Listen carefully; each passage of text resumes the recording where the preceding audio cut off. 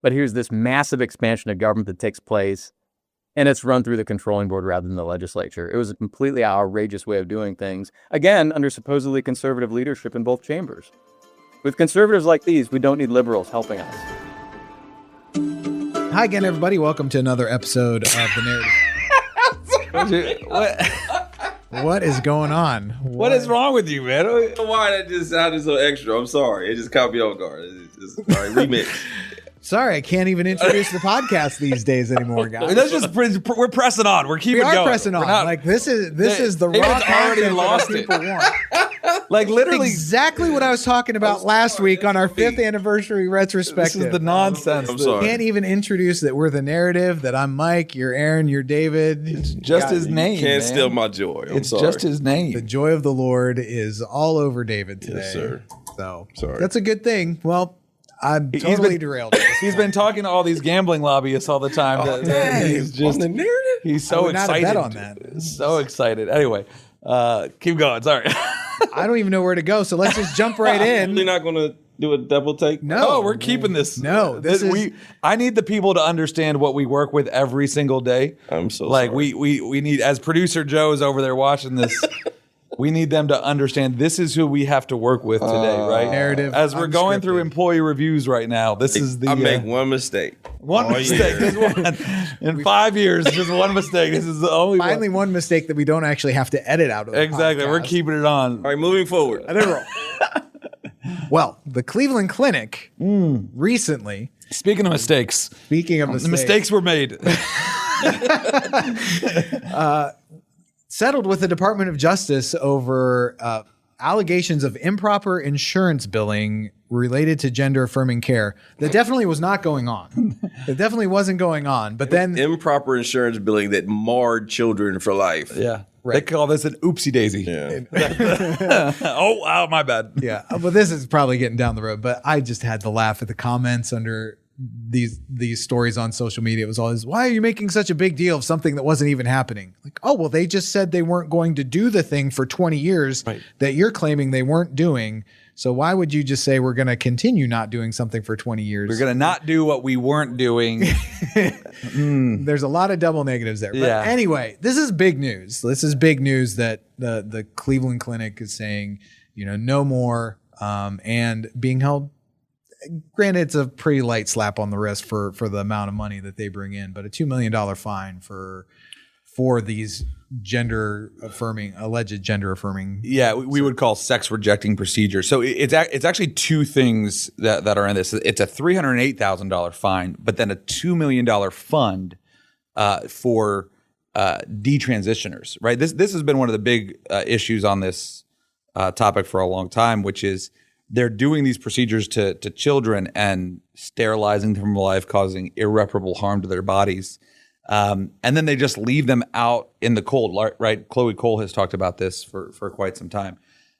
So the fact that not only do you have the Cleveland Clinic admitting they were doing this, paying a fine for it, even if it is a small fine relative to what they were doing, but then on top of that, having to acknowledge, and this is very much in the Texas children. So shout out to, really it was Ken Paxton's office that spearheaded this, where they got Texas Children's to make a $10 million fund for detransitioners.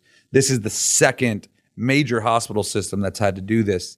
And it's a major domino to fall because it is starting to legitimize in the medical community the harm that's been done to kids, right? That's been one of, I think, our frustrations as we're working on this, is that we're bringing, I remember Gary Click talking about this. We're bringing these young women, these young people forward to talk about what was done to them, and then literally the media won't talk to them, right? Like I still have that image in my head at the committee hearing where it was a whole bunch of detransitioners that spoke, and Gary testified, and afterwards the media just wouldn't interview the detransitioners. Mm-hmm. They would only interview Gary, right? They wanted to make it look like here's this white man pastor that's pushing this and completely ignoring the existence of detransitioners. Mm-hmm.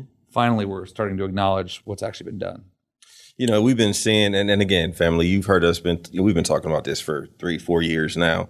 We're starting to see the dominoes fall.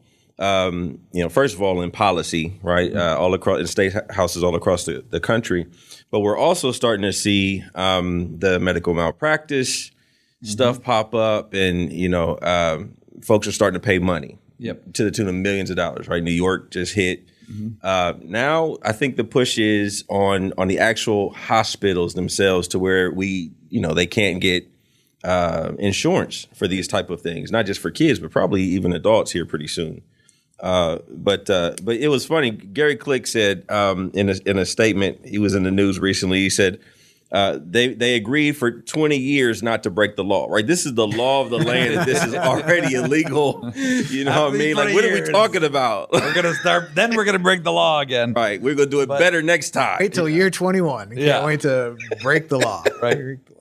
Well, the financial piece that you're getting at with the medical malpractice, that felt like it needed to be the other shoe that dropped with all this. The first piece was like what we did with the SAFE Act at the State House, but you got to have some financial ramifications for this type of stuff, or else there's no disincentive to continue it. That's right. Yeah. Well, and what's interesting about this too, that is getting lost a little bit in this, is what's the nature of the settlement, because the settlement here isn't because they violated the executive order from Trump on no transgender procedures on kids, or because they violated the SAFE Act.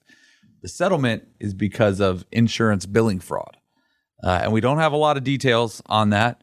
There will be some more details coming out on that at some point soon. But as of right now, like all you see in this, in the release and the settlement from the Department of Justice, is there was both private and public insurance fraud that was that went on at the Cleveland Clinic, and that's where it's funny on the insurance billing fraud. This feels a little bit like getting Al Capone on tax fraud, right? Like he killed all these people and all this kind of stuff, and we're gonna get him for not filing his taxes, right? These guys sterilized kids and mutilated bodies and all these kind of stuff, but we're gonna get them on insurance fraud. But we'll take it. And 308. Yeah, 308,000. But what's important about that is from the jump on this, we've known there are these ideologues in these medical systems that are pushing these, right? But for the most part, the people at the top of the food chain at these hospitals are capitalists, right? I'd say corrupt capitalists, but they're capitalists. And so what they've been told for the better part of the last 20 years is you need to start running down this woke LGBT path, or it's going to be bad for you like you're going to get bad PR. Even it's going to be illegal if literally you'd have these hospitals saying we have to do these procedures, or we're discriminating. You don't want to be caught on the wrong side of history, right? All of that kind of stuff. What's big about both the Texas Children's situation and the Cleveland Clinic situation now is, President Trump is not going to be president forever. Who knows? Maybe he'll run again in 2028. David's got the Trump 28 hat. President Trump's not going to be around forever. One day you will we'll likely have a president that is going to repeal the executive order on trans procedures on kids. And the question is, what's going to happen the next time the purple-haired doc walks into the CEO's office and says, we need to start sterilizing kids again, in their own, 1984 lingo, right? These settlements and these lawsuits, Lord willing, are going to be the thing that tells that gets these CEOs to say, get out, I'm not listening to you.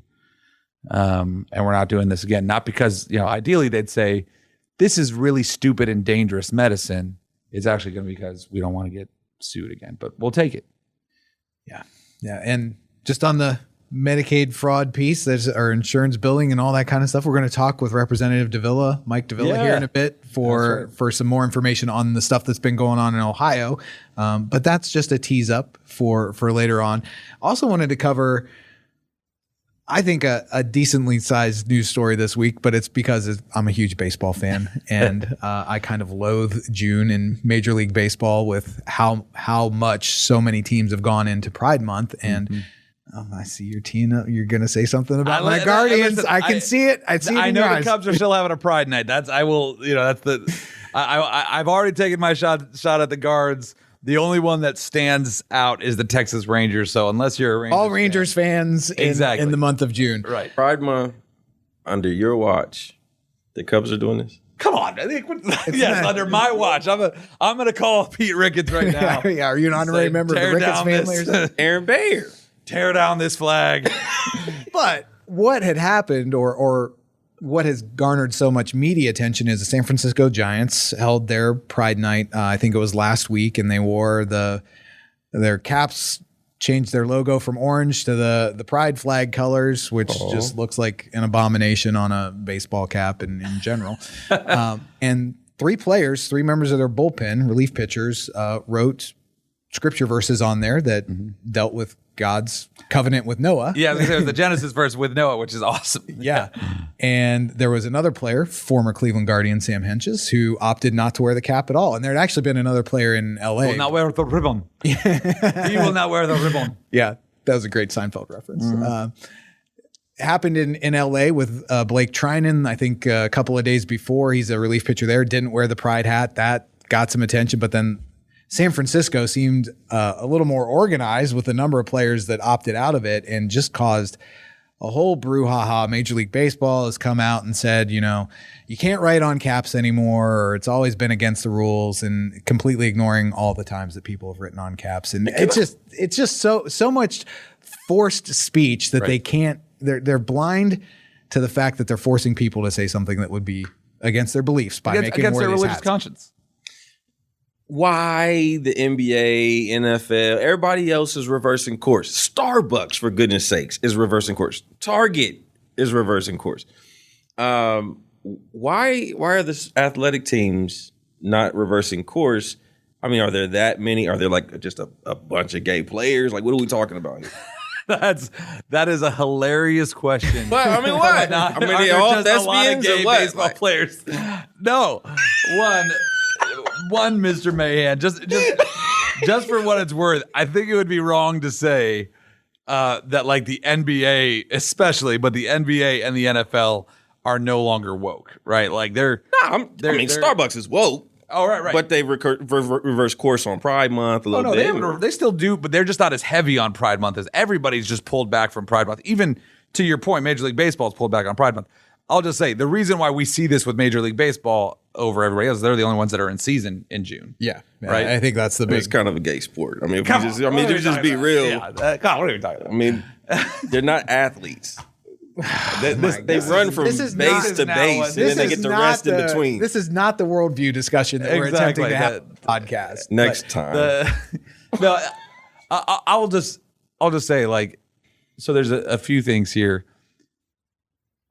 One, you have some folks being like, "Oh, well, MLB's a private employer, and so they can set rules for their employees however they want." No, I'm sorry, you can't compel religious speech, right? You are by forcing Major League Baseball players to wear these hats, like you are compelling them to communicate a message that violates their conscience, right?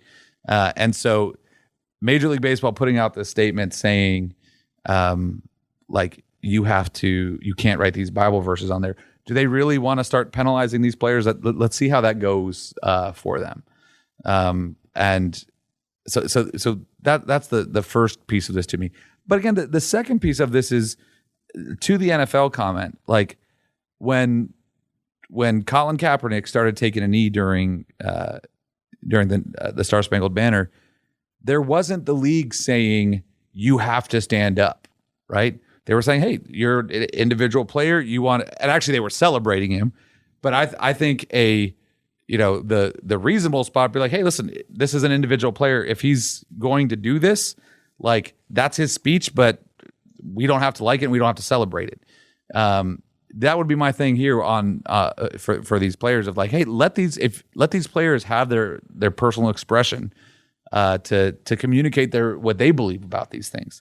I'd say generally Major League Baseball does not serve themselves by injecting themselves into this topic in particular.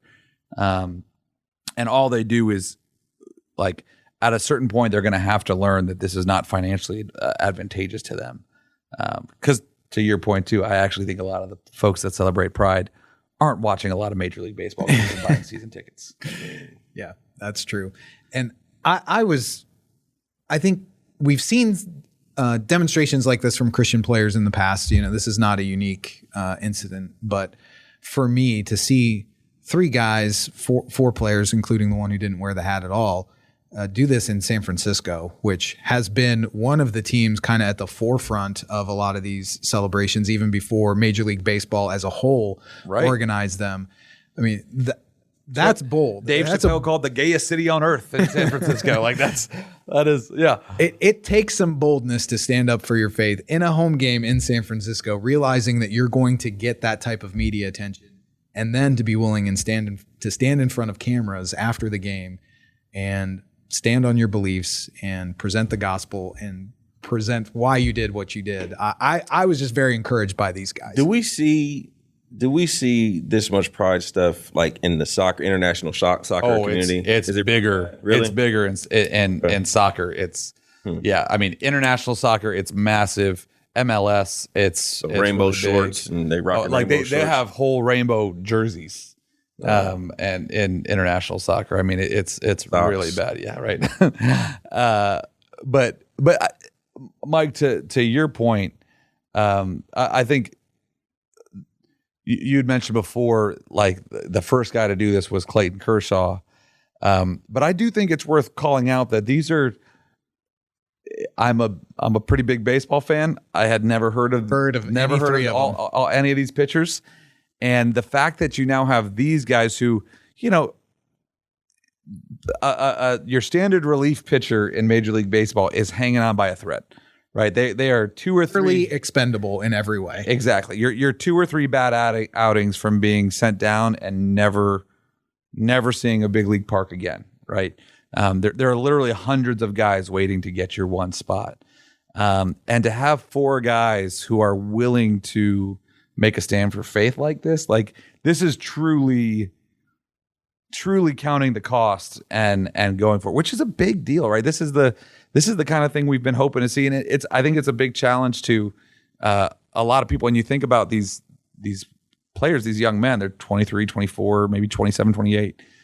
Like they've invested hours upon hours, years upon years to fine tune their craft to get this moment. Their earning potential in this space is literally a handful of years, and they're willing to throw it all out to make a declaration for Jesus. That's awesome. Yeah, it's awesome that Clayton Kershaw did it, because to have somebody at that level speaking into it is incredibly powerful. But that's spot on. That these guys really are risking a lot of the best earning years of their baseball careers, to declare that Kershaw Jesus made over probably $200 million by the time he did it. Which again, like it takes someone like him to break the dam on this. But the fact that these guys did it is, in some ways, even more courageous. Well, we teed up our interview already. We're going to talk with Representative Mike Dovilla. We covered the Ohio Medicaid stuff a little bit a couple weeks ago with Parker Thayer, but Representative Dovilla has been all over this for a lot of his career. He's got such a unique perspective on it, and we were grateful for the time that he gave us.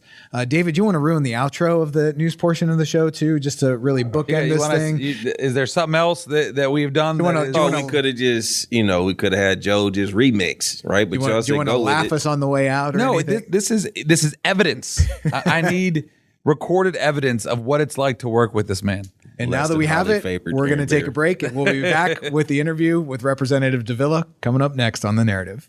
My name is Lauren Metters, and I'm the Business Development Manager for the Christian Business Partnership. I want to invite you to imagine something with me for just a moment. Imagine if every Christian business owner in Ohio tossed a single rock in the same pond. One person tossing one rock makes a ripple in the pond, but thousands hitting the water at the same moment can make a big wave, big enough to change the entire structure of that pond. This is what happens when we join forces. Suddenly, we aren't just protecting Christian values in the marketplace. We're shaping the future of our communities, our economy, and the next generation.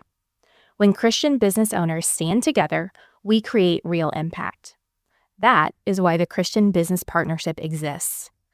Our members gain access to affordable group rate health insurance, discounted workers' comp, and other programs that protect your bottom line, all while amplifying your voice at the State House and standing strong for pro-family and pro-business legislation. Join our community where hundreds of Christian employers grow stronger together every year. Visit cbpohio.org today and become part of the movement. If you've got something to say, we want to help you say it. I'm Vince Tornero. Since 2018, Westler Media has helped churches, organizations, and events amplify their message through podcast, video, and social media. We also happen to produce the narrative too. Let's talk. WestlerMedia.com, WESSLER Media.com. And we're back on the narrative. Mike Andrews, Aaron Baer, David Mahan, joined now by Representative Mike Dovilla, who represents the 17th District in the Ohio House of Representatives, up near the Cleveland area, right, Representative? You got it. I live in Berea. Yeah, who all do you represent up there? So I have Olmsted Falls, Berea, Strongsville, North Royalton, and Broadview Heights. Excellent. Well, we wanted to talk to you today because you've been doing a lot of work on the Medicaid fraud that we've heard so much about here recently. And just curious if you can give us kind of a high-level overview of that for listeners who may not be familiar with it. And then if you could just tell us how you got involved in it specifically as well. Sure. Sorry for the dog squeaking here. Of course, we get on this, and it's time to play with the ball. That's what shows that the program is authentic. Exactly right. Yeah. We always are. Well, where to start? I was just testifying before Congress recently, and I mentioned to Brandon Gill's task force there that I've really been working oversight issues for about 25 years now. I started with George Voinovich back in 2001, and I've been working transparency and accountability and those types of things in government for a long time. And then last time I was in the legislature from 2011 to 2016 was when the Medicaid expansion came along. I was opposed to that at the time back in 2013, devoted a big piece of my budget speech that year on the floor to that issue, and then came back in this time around about a year and a half ago. And not too long after I came in, I had a constituent from Strongsville bring to my attention some real potential fraud issues with the age-blind disabled portion of the Medicaid system here in the state. So we began looking into that. That led to the inclusion of a provision in the state budget. Well, first of all, I introduced House Bill 356, and then we put that in the conference committee report on the budget to require a full audit of ABD by the auditor.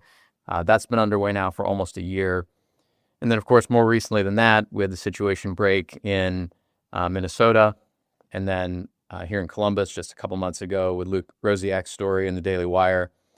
And so it has been a ride and a real journey through this process, but we're on top of it every day. This is not really the area I expected to be focusing almost all of my attention on lately, but we've certainly put a lot into this, and more to come as we're going forward. Just got Senate Bill 315 passed, and that is really, I think, the biggest Medicaid reform or accountability bill that we've seen the General Assembly ever do since the system was created back in the 60s. So that's maybe a wave tops kind of view of what's going on. I'm happy to dive into any of that a little bit more as we're going along here. So before we get into what's just been done and what's all been revealed, I think it's a really interesting perspective you've got, having been on the front end, back 10 plus years ago when all these states did Medicaid expansion. And I was working in state policy in Arizona at the time, having the same debate saying, hey, don't do this. And now, coming back to the state house and seeing the consequences. Did you just come in with a big "I told you so" banner when you got back here, or was that? But can you talk a little bit about? I think for a lot of folks, they get lost in history of what the Obamacare, and I think that's an important part. The Obamacare state Medicaid expansions, how that sort of set us up for failure here, 10 plus years later for this type of fraud to be happening. Yeah, I remember sitting down over at university hospitals for a conversation with all the health systems at the time that we were contemplating the expansion through the legislature. And the point that they were making was that emergency departments, one of the points anyway, emergency departments are being used as primary care physicians essentially, and it's the most expensive way to deliver care to people who have no other way of paying for it. So, they show up with a toothache or headache or whatever it is at the ER, and then hospitals have to take care of them. So wouldn't it be better to have an expansion of the system up to 138% of poverty, put folks on this, pay for it through the system? And And I was skeptical at that point for a lot of the reasons that we've seen bear out in the years since, which is you offer something that's free, quote unquote, and don't be surprised when people take advantage of the incentive structure that you've put in place. And it hasn't really done a whole lot to move the needle in the right direction in terms of quality of care delivery, other things like that. But what it has done, as we anticipated, was open up a significant additional avenue for fraud, waste, and abuse in the system, because you're flooding the system with all this additional population. Then you layer on top of that an unanticipated, once-in-a-century pandemic, have all these federal dollars that don't exist. Actually, it's all debt money, but all this debt chasing these new programs, and it's free, right? Supposedly, except it's not. And so all the perverse incentives that we anticipated would be part of a structure like this have borne out. And so you got these challenges that go with it. And then on top of that, you layer on significant challenges with illegal immigration into the country. In my view, largely intentionally driven out of partisan desire to push elections one direction rather than the other.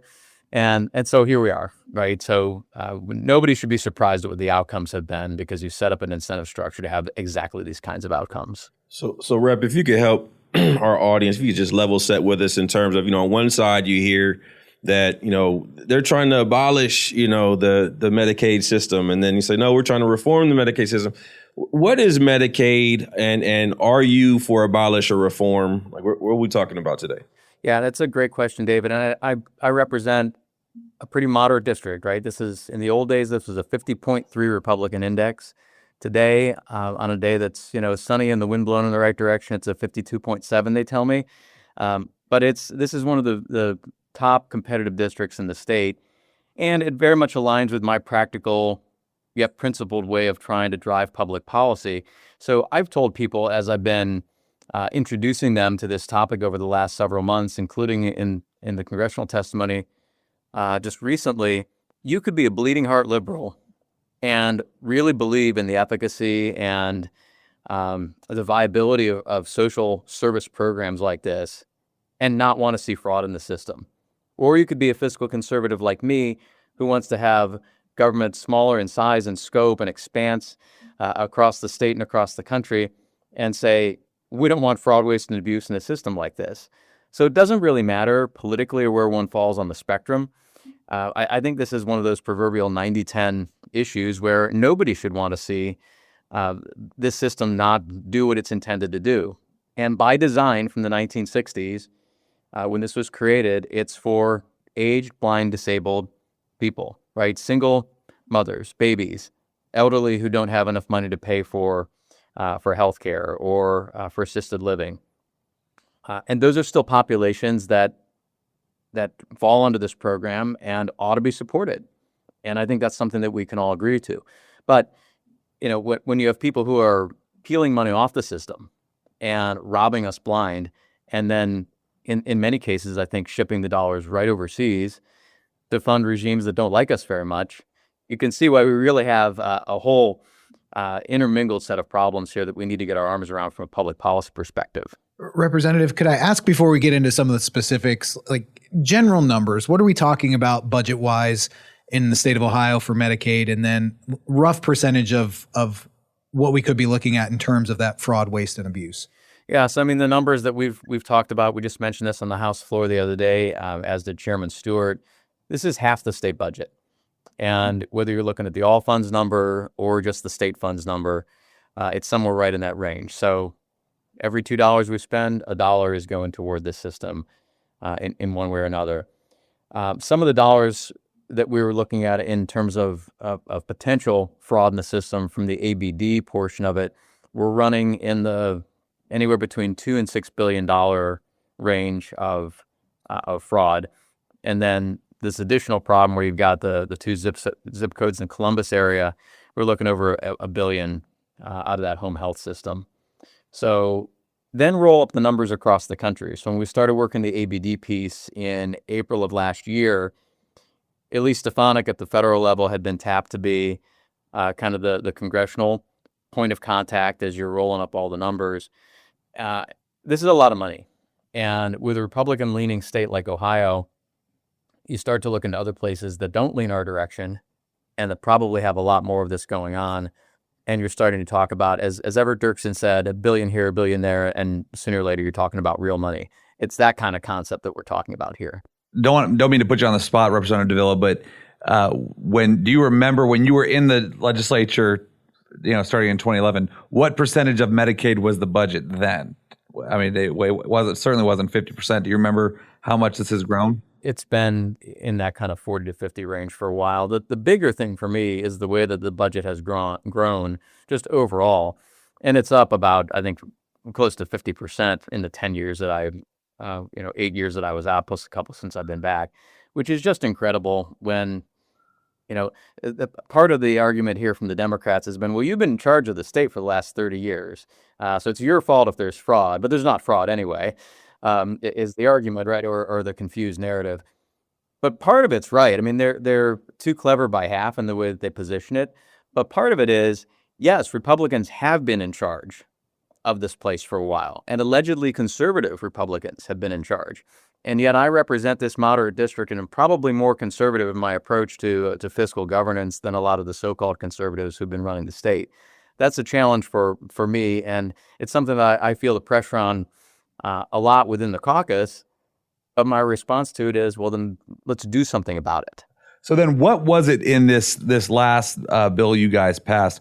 What, we had, when we just had Parker Thayer on a few weeks ago, and he was talking about how, in the home health system, that you guys originally put in this requirement of an app tracker, right? That if you were going to do home health care services, you had to log into an app and track that you were actually at the location where you were doing it and all that. And then the governor, for some reason that we still don't know, maybe now, but we still don't know, waived the requirement that folks using the home health care system had to do, which opened up the door for a lot of this fraud.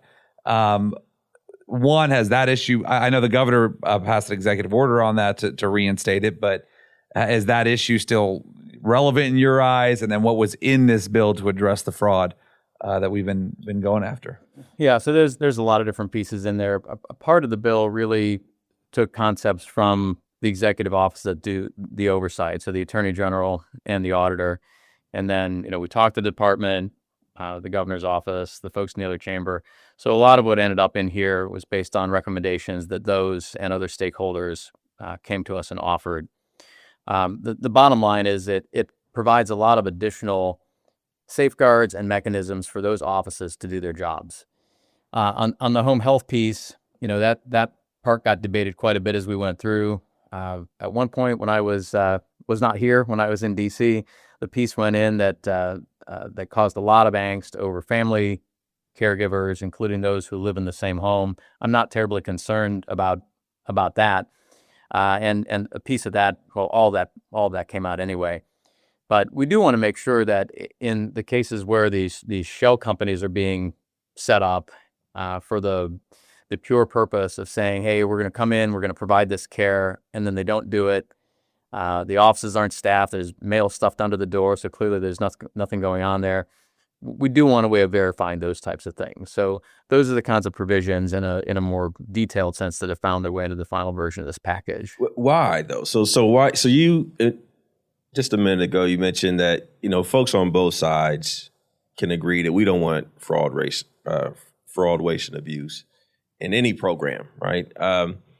But yet for years we have it, to the tune of billions of dollars. So like for elected officials or folks that are managing these large programs, why would they want to look the other way, at fraud, waste, and abuse? That's a good question, David.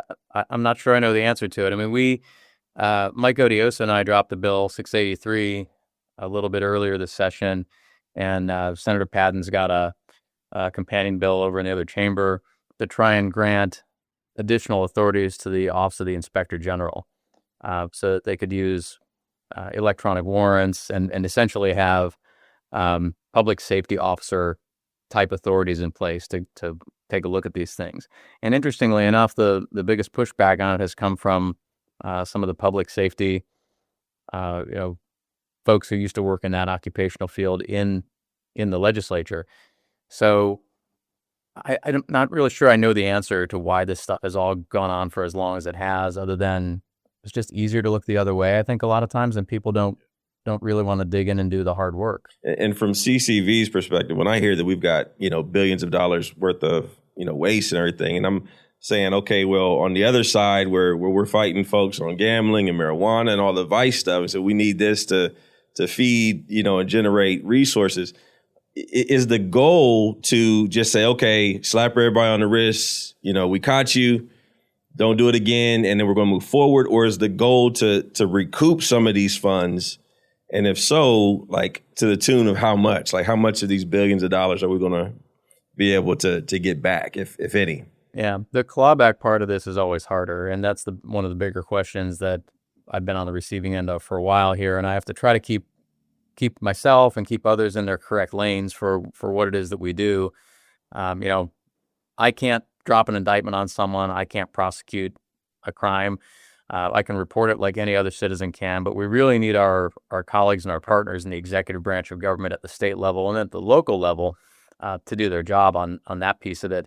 One thing that we did do in this bill, though, is increase the criminal penalties, both in terms of the dollar amount and I believe in terms of jail time as well, because there are different levels for the various felony, F1 down through F5, and we wanted equivalency. There should be no reason why stealing from someone that's Medicaid related is different than grand theft in some other way. So that was a big thing that Josh Williams was pushing that we included in the bill as we were moving along through the process. When you started off this story with a story about university hospitals, again, I was in Arizona at the time when all this was going through, and I remember there the hospitals were putting tens of millions of dollars in PACs to get Medicaid expansion through, right? Here was John Kasich, there was Jan Brewer pushing it through. They were all in on pushing this, and the combination of the medical system and the lobbyists that were saying, for them, this is huge dollars, and the less oversight on it, the easier it is for their clients. Now, I'm not. In a lot of these places, you're seeing it's not necessarily the big institutions that are committing the fraud, but they just want as little oversight as possible to because it's easier with less regulation. But then it opens the door for all of these small providers. That's my perspective on it. I don't know how you've seen interacting with some of these large medical systems or some of these large lobbyists on how they go about pushing these things. But that's how I've seen this play out. Yeah, I remember there was a lot of pressure here in Greater Cleveland at the time from a lot of the nonprofit organizations around the fringes of the health systems as anything else. And I don't remember the exact details of it, but there was one of the groups released a letter to every one of my colleagues in the House right before, based on some position that I had or some statement I had made. It was pretty clear where I was on the issue. And, they thought they were doing it to try to throw me under the bus. And so I took the thing and said, I've waved around the House floor during the budget speech and said, hey, thanks to Group XYZ out there for letting everybody know about it, because this has been my position anyway. And then, as you might remember, the provision that went in the budget that time around basically said, we need more time to look at this, right? Classic legislative way of punting on something. Well, create a commission, create a committee, a study committee, whatever. And then that passed. I think the Senate concurred in it. And ultimately, the leadership at that point decided to use the controlling board, on which I now have a seat all these years later as the vice chairman of the Finance Committee. But they swapped off members on the controlling board in order to get the requisite number of votes so they could pass this massive expansion of government through that entity, which is not the entire legislature. It's not the entire executive branch. It's 3 reps and 3 senators and the controlling board president. It was just a really goofy way of doing anything from a public policy perspective. I see so many things that come through there right now, and Stuart and I look at each other sometimes, and so does Bride Sweeney. It's the 3 of us, and we look at each other and are like, what does this thing actually do? Like, we very rarely turn anything down anyway, unless we really want to make a stink over it, and then we need 4 votes to do it. But here's this massive expansion of government that takes place, and it's run through the controlling board rather than the legislature. It was a completely outrageous way of doing things, again, under supposedly conservative leadership in both chambers. With conservatives like these, we don't need liberals helping us. We really don't. Man, that's the quote of the year. Yeah. Well, and that's, to me, that's my big problem with a lot of these things we're talking about with Medicaid is that, you know, the press releases that all come out from government 9 times out of 10 is, oh, we spent this amount of money on this, we spent this amount of money on this, but there's no, hey, these are the results we got from spending this money, right? We did this massive Medicaid expansion and we were told if we don't do it, there will be bodies in the street. There's always going to be bodies in the streets. I've still not seen the bodies in the streets. I stepped over a couple of them coming in office. Well, those are the bodies in the streets that are using the opioids that they got through the Medicaid expanded facilities. Anyway, no, but is there any sense, any conversation that you're seeing today, especially in light of this fraud, of how do we get to a place that, again, any other business that's like, hey, we're going to measure ourselves in customers served and the outcomes, are the customers satisfied? Are they getting what they want as opposed to just purely activity done? Yeah, I'm glad you asked, Aaron, because I've got the perfect policy solution, I think, for all of us. And that is my zero-based budgeting proposal that just left the House on June 9th. And I worked hard to get this all the way through and had to do some convincing, frankly, within my caucus that it was the right thing. And originally when we proposed this, it was every 10 years, we would zero-base the entire state budget, starting with the budget to be proposed this coming winter by the new governor. And, you know, as things move through the legislative process, you have to make some changes and compromise on things. And where we landed was we would do up to a third of the budget every cycle. And so over a 6-year period, you're going to get through the whole process anyway. So you're getting through the whole thing in less than 10 years under this new design as it landed. And it's up to the chairs of each of the finance committees, House and Senate, to make the determination which agencies get looked at. And then we pushed back the effective date to 29 from 27. So those are my 2 concessions on this, but we got it through. Could really use help from whether it's from CCV or for others out Christian there. Business Partnership, yeah. Explain how that'll functionally work for folks, because that's a huge deal based off how budgeting actually happens in the state right now. Yeah, and interesting enough, as Dunny Isaacson pointed out on the floor during the debate last week, it was Jimmy Carter, of all people, who piloted this in Georgia when he was governor back in the 1970s. Wanted to try it at the federal level, and it didn't work there.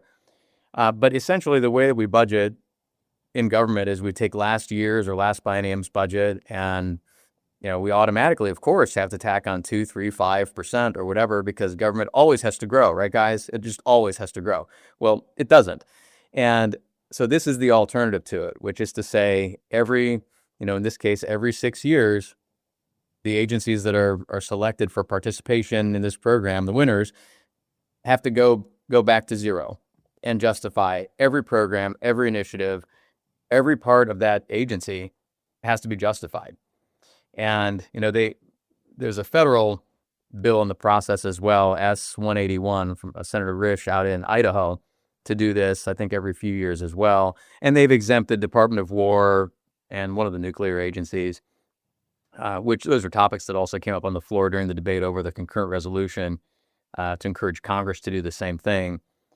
And the concept was, well, you can't do this with these entitlement programs. Well, yes, you can, first of all, because it's not just the programmatic elements that we're looking at. It's all the administrative stuff that attaches as well. These agencies are also, they run themselves, right? So you've got people who have to be paid. You have other programs that are running through the system. There's really no reason anything should be exempted. Everything should be on the table. Everything should get looked at periodically. And I did an interview on this a few months ago with one of the Cap Square outlets, and the reporter said, well, don't we do this anyway every time we create a budget? And I said, well, in theory, yeah, we do. But from a practical standpoint, no, we really don't. They take the last budget, they tack on X% and say, have a nice day, and they send it up to us. And then we don't wonder why the budget has grown from like 60-something billion to 90-something billion in the 8 years that I was away. This is exactly how that happens. And the dirty little secret inside the agencies on all of this is literally, I heard this from somebody last week. Right now, because the fiscal year is about to end in Ohio, and I actually remember seeing the same thing happen when I was in Arizona. within the state agencies, they're all looking at how much of the money was allocated for us this fiscal year that we haven't spent yet.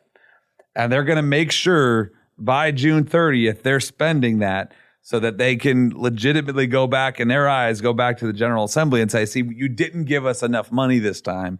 We need more. We need to spend more. Because you see, we maxed out what you gave us. Because if they leave anything unspent, then it's going to look like, oh, they didn't need that money. Yeah. Again, it's the perverse incentive that attaches to so many of these programs and practices. When I was first pitching this to the speaker back around Christmas, I had a good phone call with him, and he used an example, and we'll leave the agency out of it that he cited, but he said, when I was in my previous job, as he calls it, because we call him out when he points out that he was the Senate president previously. When I was in my previous job, I had this agency that came to me, and they only spent like 3/4 of their budget from the last time around, and yet they wanted a plus up of like 25% on top of that the next time around. And he said, well, you didn't spend all of what we gave you the last time, and now you want an increase for the next budget. Explain this to me. Well, they don't have an explanation for it other than just, give me, I want. So, Rep, in all of your years of working in this area, have you looked at other programs besides Medicaid? So like TANF or other federal programs that are run by the states, specifically about TANF. Have you looked into that one at all? I haven't in the same way that we've looked into this, other than when the budget was moving through the process last time around. I participated a little bit in where we ended up landing on that. And a lot of the programs that were in that bucket took about a 50% haircut from what was being proposed initially. So we did roll things back. But again, it took leadership on our part to try to get the budget where we wanted it to be.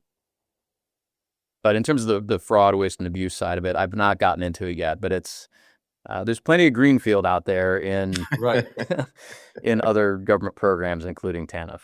Representative, I'm curious because so much of what we've heard, at least on the left in the loud opposition to even investigating Medicaid, is, oh, you're trying to rob from all these people who need it. When what we're talking about today is something totally different. It's eliminating that wasteful spending that's not even going to help people.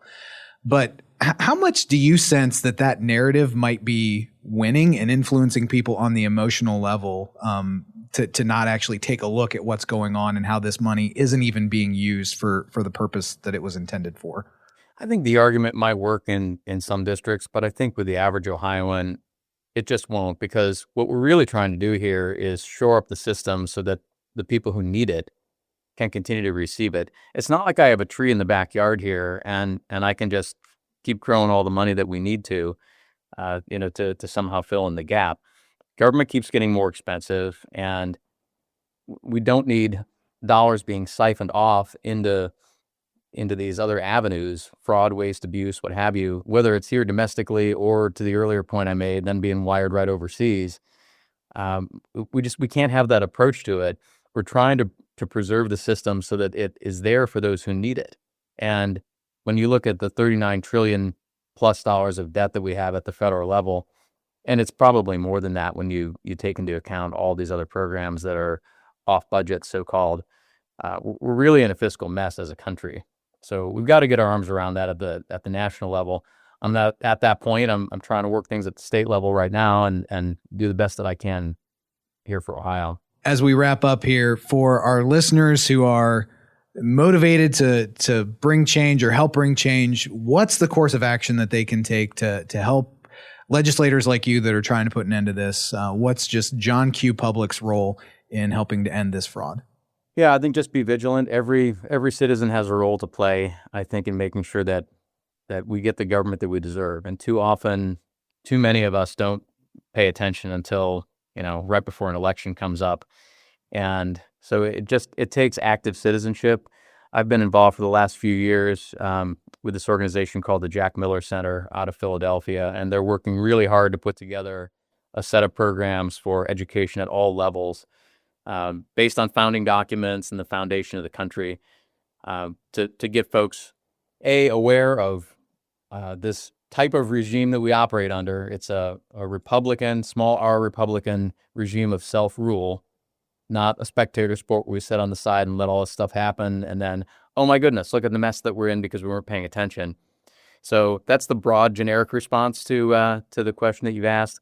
More specifically on this, it gets to the whole, if you see something, say something, answer to things. And I hate trite little phrases like that, but in this kind of instance, if you notice that something's going on out there, it might just be a good idea to report it to the appropriate authorities at the local level, or even make us aware at the state level.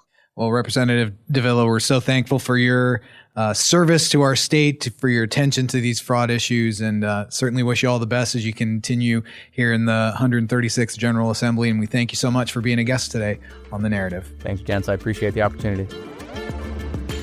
Thank you for tuning in to this episode of The Narrative, presented by CCV and produced by Westler Media. If you found today's episode insightful, leave us a review or rating and subscribe anywhere you get your podcasts. We're your hosts, Mike Andrews, Aaron Baer, and David Mahan, and we'll see you next time on The Narrative.